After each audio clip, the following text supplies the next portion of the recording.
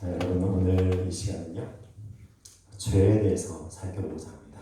그래서 설교 제목을 죄의 본성 하나님의 진노로 잡았습니다. 듣기 좋지 않죠? 네, 본문부터가 좀 무시무시합니다. 죄의 본성 하나님의 진노. 근데 여러분 우리가 지난 시간에 이렇게 살펴보았을 때 복음의 핵심이 무엇인가, 예수님께서 허락하여 주신 이 복음이 무엇인가에 대해서 잠시 살펴보았는데, 여러분 그것은 복음이 어떤 것을 나타낸다고 하였냐면 하나님의 의를 나타낸다고 이렇게 하였습니다. 그렇죠? 하나님의 의를 나타낸다고 하였는데, 그렇다면 하나님의 의를 나타내는 것의 구체적인 의미가 무엇인가를 생각해 볼 때, 로마서 편애를 보면은 믿음에서 믿음에 이르게 한다라는 표현을 우리가 지난 시간에 살펴보았어요.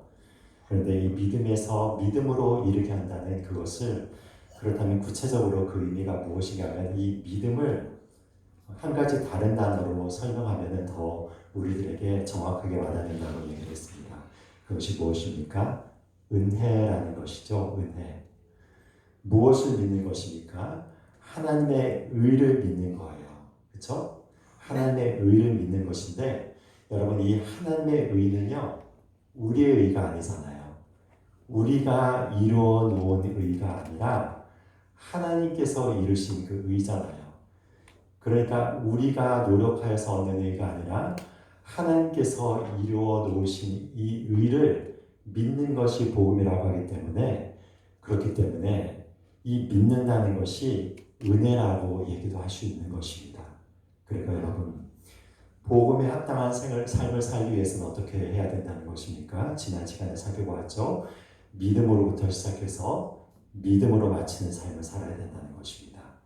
아멘. 다른 의미로 얘기하자면요, 은혜로부터 시작해서 은혜로 마쳐야 된다는 것에 대해서 살펴보았어요.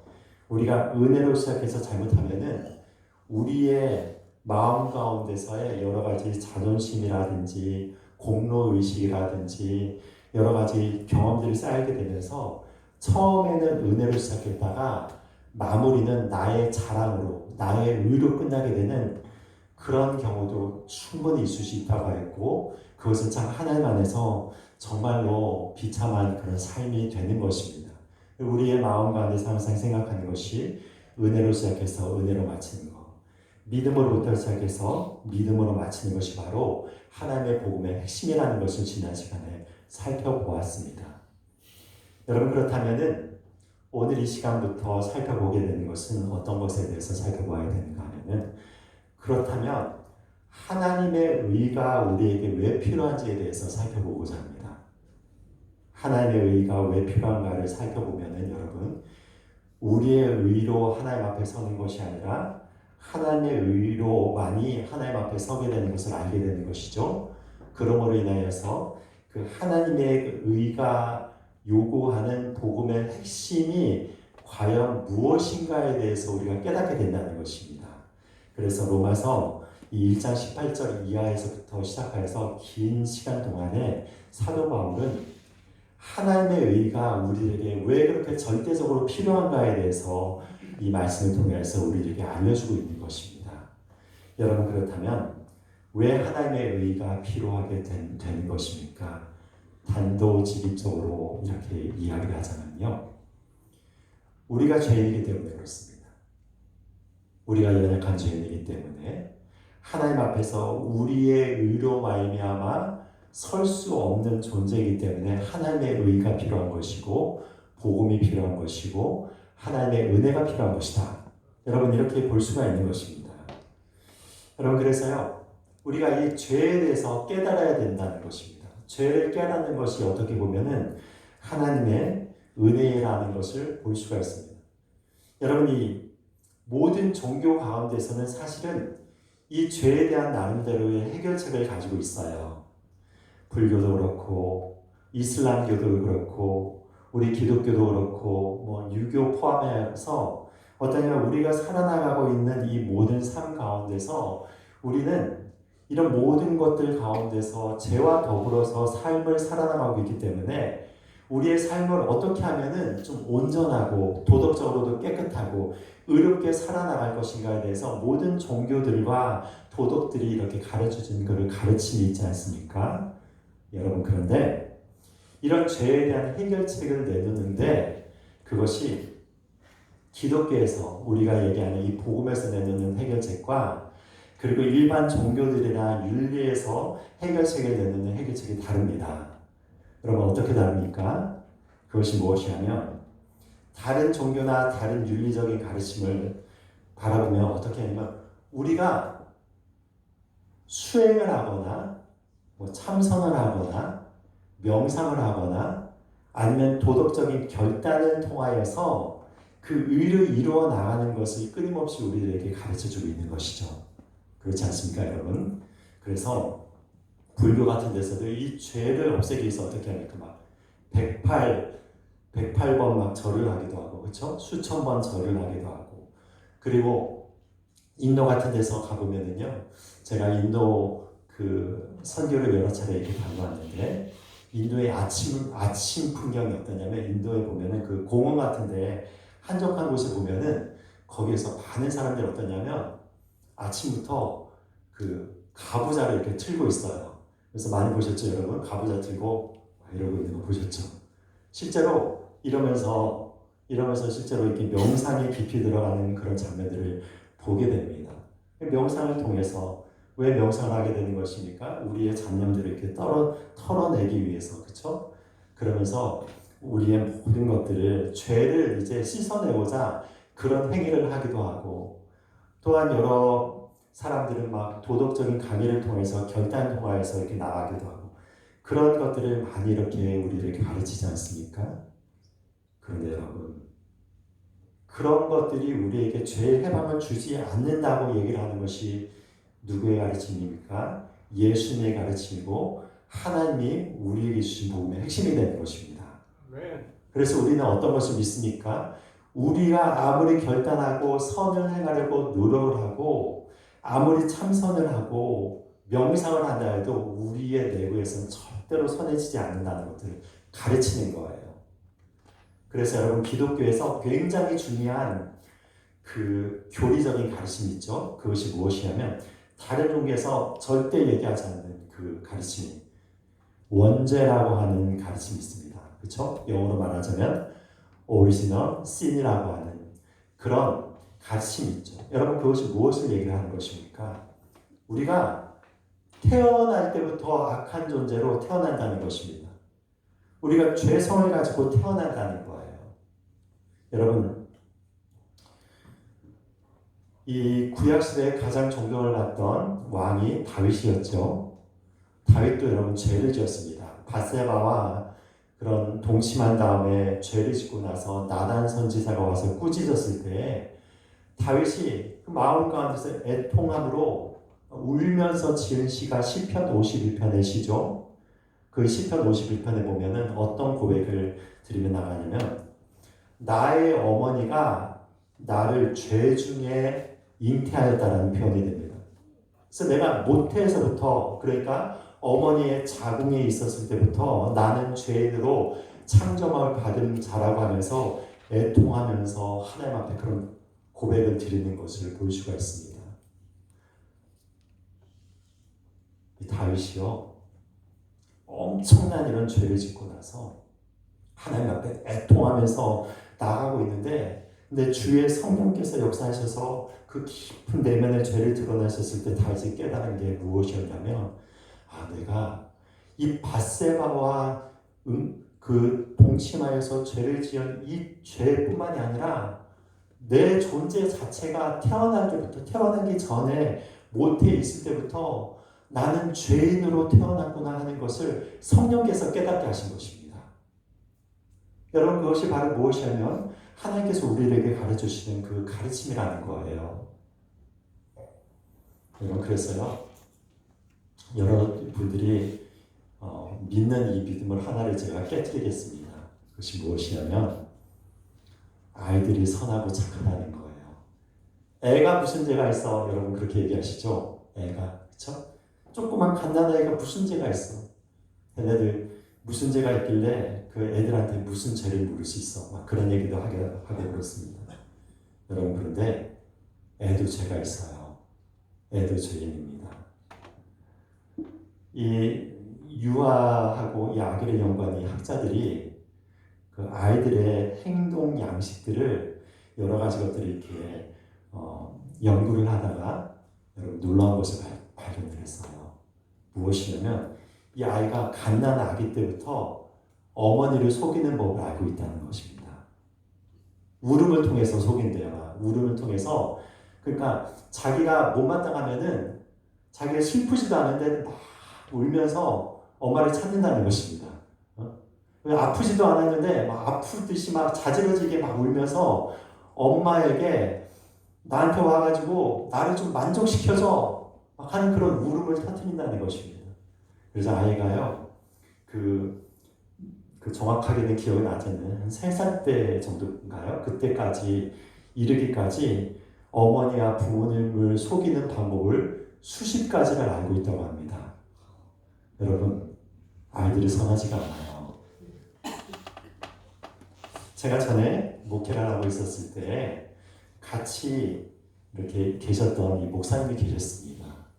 그 부교육자로 같이 생활하신 목사님이셨는데 이번한테 첫째 아이가 있고 둘째 아이가 이제 갓난아이로 태어난 거예요. 여러분 이럴 때 어떤 일들이 일어납니까? 첫째 아이가 엄청난 지각병 등을 겪게 됩니다. 어떤 일이 일어나요? 부모님으로부터 쏟아지는 사랑을 그동안에 독차지하면서 받았는데요. 이 조그만 녀석이 태어난 거야. 그래서 꼬물꼬물거리는데 이 아이를 향하여서 엄마가 자기보다 더 관심을 쏟는 거야. 아빠가 막 관심을 쏟는 거예요. 그러니까 이 첫째 아이가 어떤 것을 느낍니까? 그때부터 소외감을 느끼는 거예요. 소외감을 느끼게 되면서 이 둘째 아이를 질투하는 마음이 생기게 되죠. 여러분 이건 필연적인 그런 과정이죠. 그런데 그때도 이 첫째 아이, 둘째 아이를 잠시 두고 이 부모님들이 신방이 있어서 신방을 이렇게 다녀오게 되었습니다. 신방을 다녀오고 나니까 깜짝 놀랄 장면을 목도하게 되었어요. 그것이 무엇이었냐면 아이가 이렇게 누워있는 거 보니까 이 둘째 아이의 머리에 비닐봉지가 쓰여져 있는 거야. 여러분 아시겠습니까? 누가 씌워놨을까요? 첫째 아이가. 왜 씌워놨을까요? 미워 죽겠는 거야. 그쵸? 이 아이가 태어나기 전까지는 엄마 아빠의 그 사랑이 내 차지였는데 얘가 도대체 뭔데 이렇게 태어나가지고 이 사랑을 뺏어가나 그거죠. 그래서요 그 둘째 아이의 머리에다 비늘을 이렇게 씌워놓은 것입니다. 여러분 아이들 안에서도요 이런 악한 감정이 다 느낍니다. 질투의 감정이 다 있어요. 여러 가지 연약한 부분들이 다 있습니다. 그래서 여러분 우리가 무엇이라고 얘기하면 태어날 때부터 악한 그런 존재라고 성경은 이렇게 이야기를 하고 있는 것이죠. 제가 이게 몇 주 전에 중고등부 그 아이들하고 가가지고 예배를 드렸는데 그때 메시지를 전하는데 이 죄에 대한 부분들을 이렇게 이야기를 하다가 이런 얘기를 했어요. 너희들이 학교 가서 싸워라. 학교 가서 너희들끼리 막 질투하고 미워해라. 여러 가지 거짓말해라. 그런 것을 배운 적이 있느냐? 라고 물어봤을 때 어때요? 여러분들 그런 거 가르치는 학교를 보셨습니까? 그런 거 가르치는 학교가 있다면 여러분 다니겠습니까? 여러분의 자녀를 보내시겠습니까? 없잖아요. 반대로 물어봤어요. 여러분들이 학교에서 용서하라, 사랑하라, 나눠줘라, 섬겨라 가르침을 받았니? 안 받았니? 다 받았대요. 여러분 그런데요 우리가 사람을 미워하는 마음은 어떻습니까? 우리가 가르침을 받았다 하더라도 자동이에요. 자동. 예? 조금만 우리들에게 좀 거슬리는 것이 있으면요 그것이 우리의 마음과 미움으로 나타나고 그 사람을 향한 어떤 분노로 나타나게 되고 적이감으로 나타나게 되는 것입니다. 가르침을 받지 않았어요. 그렇죠? 그런데 여러분 미워하고 시기하고 질투하고 마음 가운데서 막 음욕의 마음이 일어나거나 거짓말하거나 여러분 이런 것들은 그냥 자동이에요, 자동. 거짓말하지 말라고 하는데 자동이에요, 여러분. 그런데 용서하라고 가르침 받았잖아요. 여러분, 용서가 얼마나 힘든지 여러분 아시죠? 정말로 여러분 안에서 정말로 마음 밑이 미워하는 사람들을 용서하는 것은요, 뼈를 깎는 고통이 필요합니다. 그냥 그대로 되지 않아요. 이런 것들을 봐서도 어떻습니까? 우리의 마음 가운데서 얼마나 큰 죄악이 내재하고 있다는 것을 아는 것입니다.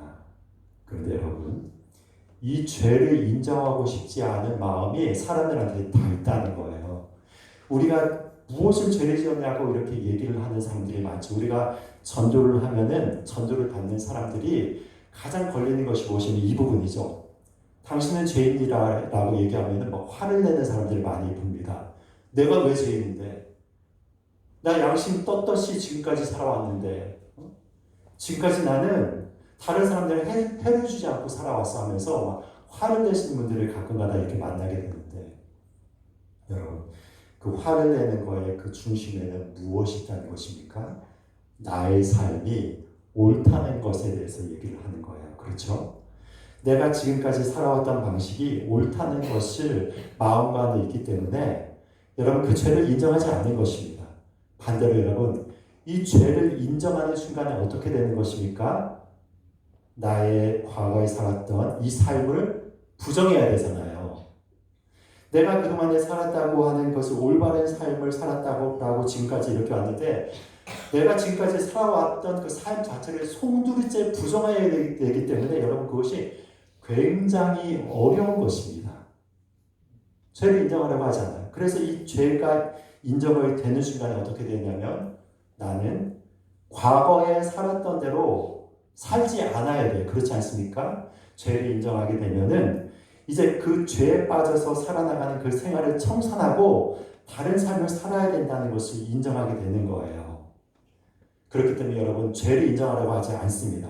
더 나아가서 이 죄를 인정한다는 것은 누구를 인정하게 되는 거냐면 우리들에게 올바름과 의와 그리고 여러 가지 선한 것들을 우리에게 주신 하나님을 인정할 수밖에 없는 그런 삶으로 나가게 되는 것입니다. 여러분 이것을 제가 좀 쉽게 설명해 보겠습니다.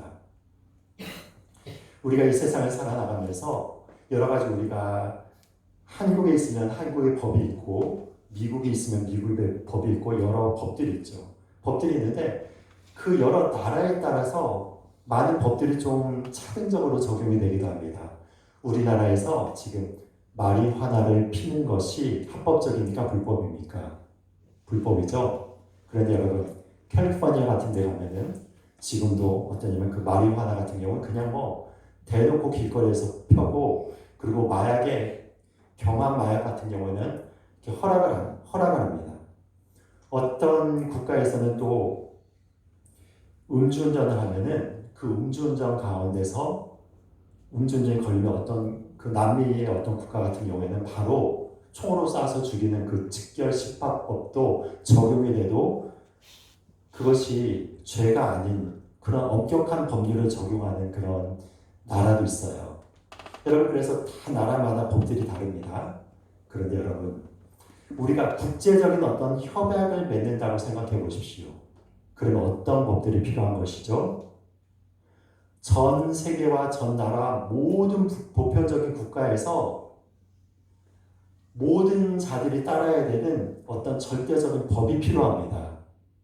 여러분 그 기준을 어디에서 세울 수 있겠습니까? 그렇다면 이런 도덕을 주신 이 법들에 대해서 세울 때 우리 자신의 어떤 협약으로 세우는 것이 아니라 무엇이냐면 이것을 바로 하늘에서 내려준 법이다라고 이렇게 생각을 하는 거예요. 그래서 제가 좀 학부 때 철학을 전공하지 않았습니까? 그래서 근대 철학을 이렇게 공부해 보면은 그 철학사에서 굉장히 중요한 개념이 나옵니다. 그것이 무엇이냐면 자연법이라고 하는 개념이에요. 자연법이라고 하는 개념. 그것을 모든 사람이 보편적으로 따라야 되는 그 법이 이 질서 안에서 이 우주 질서 안에서 이렇게 있다는 것입니다. 그거를 인정하게 되면 누구를 인정하게 되는 것입니까? 우리들에게 사랑과 거룩과 선함과 이 자비라든지 이런 것들을 가르쳐 주신 하나님을 인정하게 될 수밖에 없는 거예요. 실제로 여러분 이런 것들을 고민하다가 많은 사람들이 하나님께 돌아오고 지금도 돌아오고 있습니다. 그래서 여러분 죄를 인정하는 것은 바로 이 죄를 심판하실 하나님을 인정하게 된다는 것입니다. 그런데 여러분 여기에서 이렇게 나오고 있죠. 20절에 보면 이렇게 나와 있습니다. 한번 여러분 20절 한번 다 같이 한번 읽어볼까요? 읽어보겠습니다. 시작. 곧 그의 영원하신 능력과 신성이 그가 만드신 만물에 분명히 보여 알려졌나니 그러므로 그들이 피하지 못할지니라. 여기에서 사도 바울의 논리가 어떤 것이냐면요.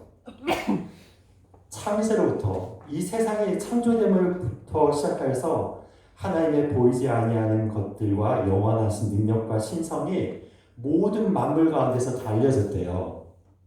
여러분 이것이 무엇을 이야기하는 것입니까? 지금 여러분 가장 좋은 계절을 여러분들이 지금 통과하고 있습니다. 그렇죠? 여러분들 중에서 그래서 어떻게 주변에 단풍 구경을 가보셨습니까? 여러분 어떠세요? 좀 가서 좀 여유를 가져보셨습니까? 아마 여기 앉으신 분 대부분들이 위임식 준비하신다고 그리고 여러 가지 준비로 인해서 그런 여유를 못 누리시는 분들도 많으실 텐데 지금도 여러분 바깥에 나가셔서 바다를 보고 그리고 지금 이렇게 단풍이 아름답게 물들어 가지 않습니까? 근데 이 단풍잎 하나, 손바닥만한 단풍잎 하나만 여러분들이 딱 따서요. 그래서 한번 유심히 보십시오. 하나를 이렇게 살펴보면요. 그 단풍잎이 얼마나 아름다운지 몰라요.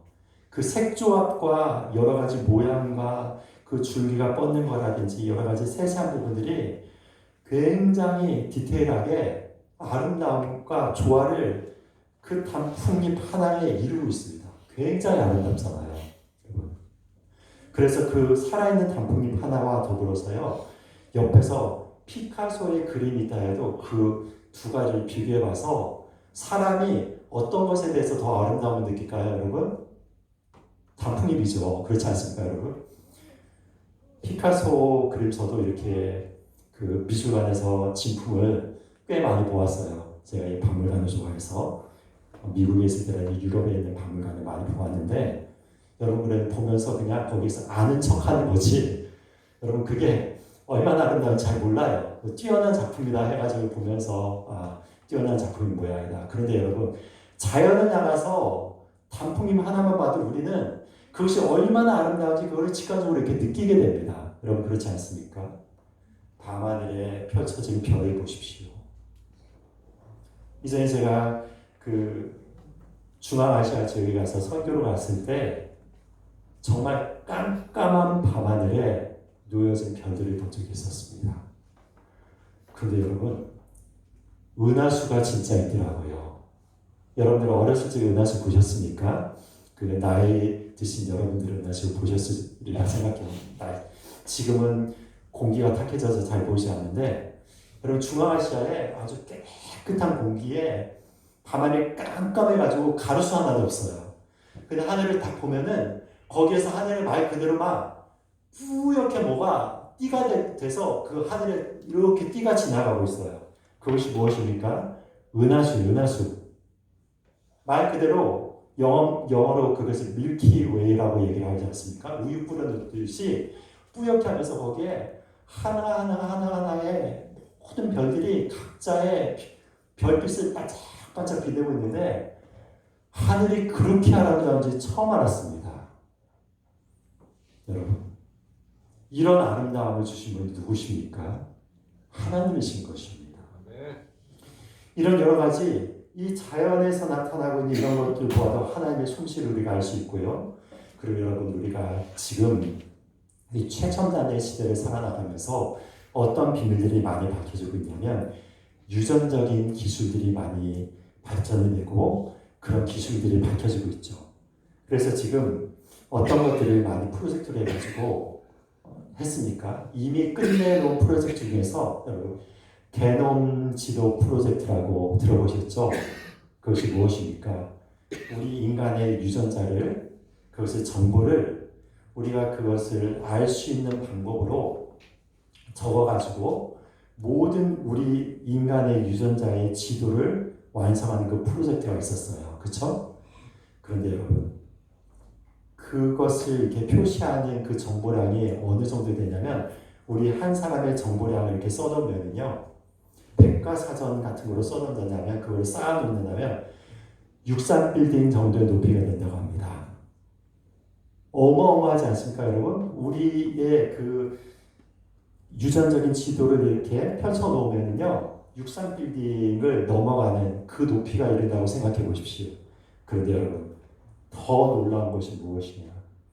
이 중에서 유전자 배열 하나만 삐끗해가지고 잘못 태어나면 어떻게 되는 것입니까? 우리가 장애인으로 태어나는 거예요. 그 어마어마한 정보 중에서 하나만 틀려도 장애인이 되는 것입니다. 여러분 아시겠습니까? 얼마나 우리가 정교하게 지어진 존재입니까? 여러분께 한 가지 또 예를 들어 보겠습니다. 제가 미국에 있었을 때 아이들을 데리고 그 플로리다에서 그 디즈니 월드를 갔어요.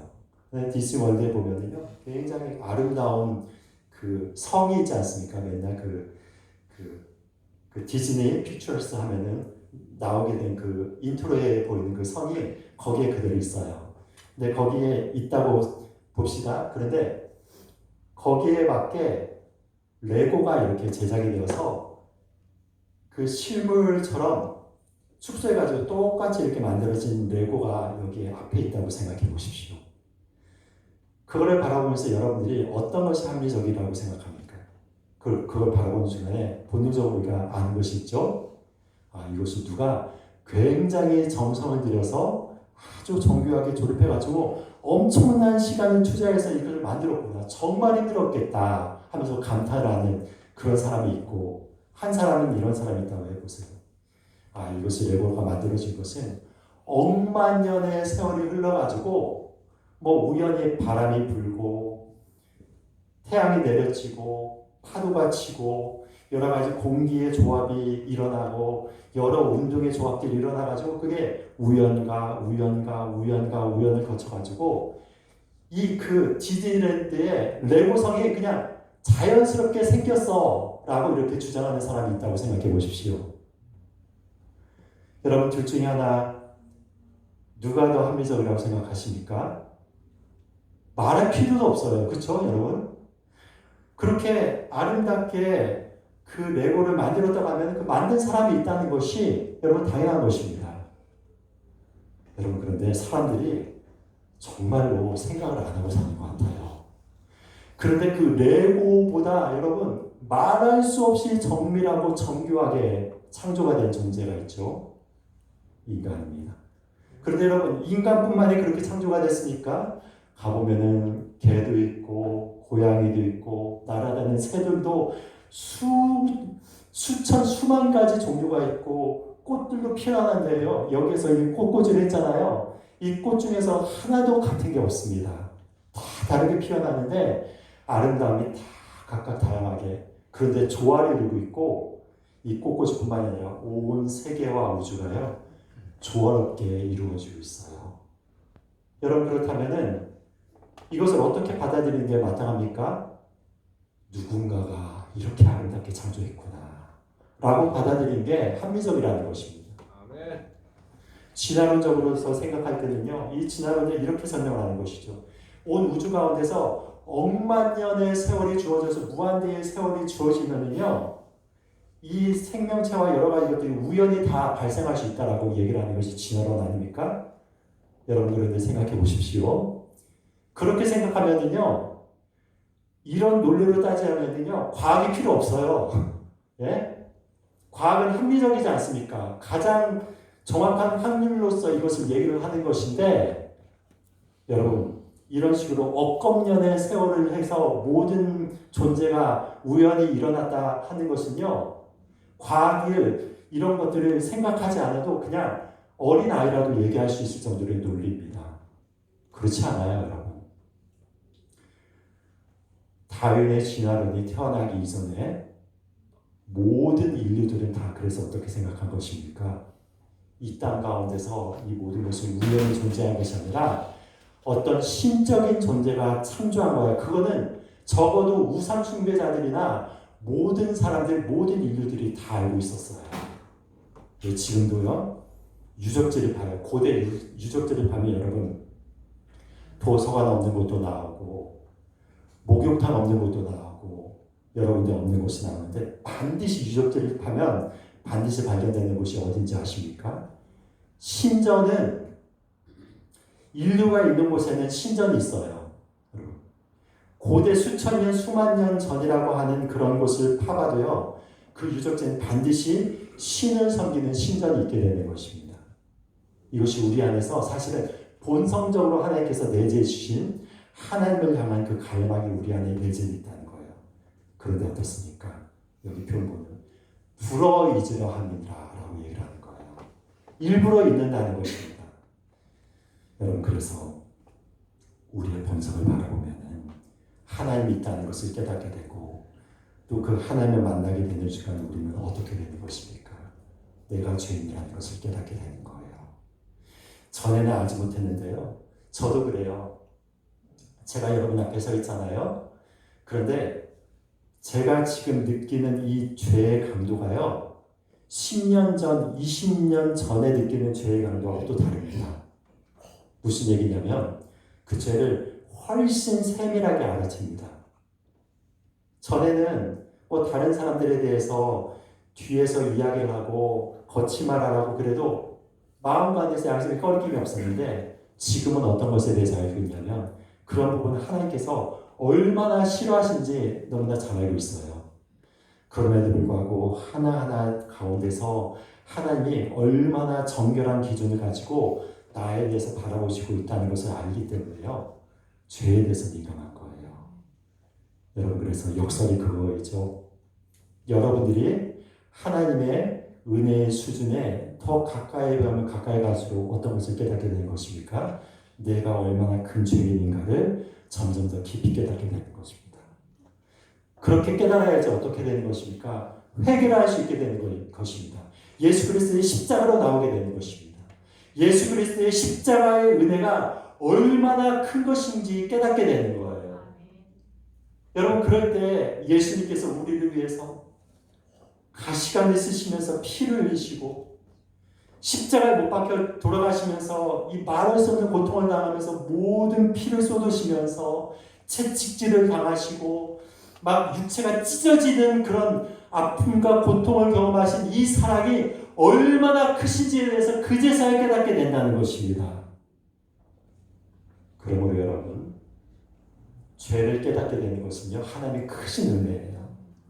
여러분들이 죄를 깨닫게 된다는 것은요 그 죄로 말미암아서 하나님께서 주시는 은혜의 빛, 하나님께서 주시는 구원의 빛, 하나님께서 주시는 그 하나님의 의로 나가게 되는 그 아름다운 통로가 된다는 것입니다. 그러므로 사랑하는 여러분, 우리가 하나님께 그렇게 기도하며 나가시기 바랍니다. 하나님, 저의 허물을 더 깨닫게 해주십시오. 저의 연약함을 더 깨닫게 해주셔서 제가 하나님 앞에서 얼마나 죄인인가를 깨닫게 해주시고 그럼에도 불구하고 베풀어 주신 하나님의 은혜가 얼마나 크신지를 깨닫게 해주셔서 하나님의 사랑의 마음이 나의 마음이 되게 해주십시오. 그런 기도를 하며 나가는 것입니다. 그럴 때 어떻게 되는 것입니까? 우리 안에서 죄의 모든 힘들은 예수 그리스도의 능력으로 파해지고 하나님께로 점점 더 나아가게 되면서 우리가 하나님의 거룩한 영상으로 변화가 되는 것입니다. 여러분 그런 축복과 은혜가 저와 여러분들이 있기를 예수 그리스도의 이름으로 축복드립니다. 아멘.